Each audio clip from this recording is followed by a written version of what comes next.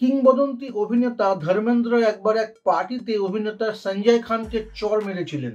সঞ্জয় খান মদ্যপ অবস্থায় প্রবীণ অভিনেতা ওম প্রকাশকে নিয়ে কটু কথা বললে ধর্মেন্দ্র প্রথমে তাকে শান্ত করার চেষ্টা করেন, কিন্তু সঞ্জয় না থামায় ওম প্রকাশের প্রতি অসম্মান সহ্য করতে না পেরে ধর্মেন্দ্র রেগে গিয়ে তাকে সপাটে চড় মারেন।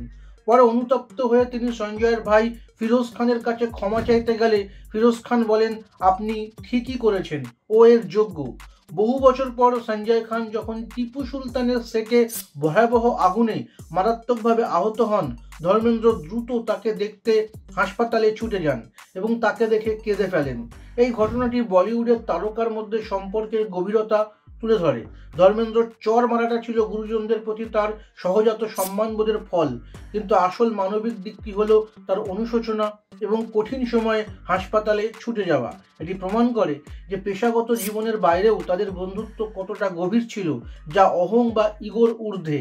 এই গল্পটি সমাজের কাছে সম্মানবোধ এবং বন্ধুত্বের মূল্য প্রতিষ্ঠা করে।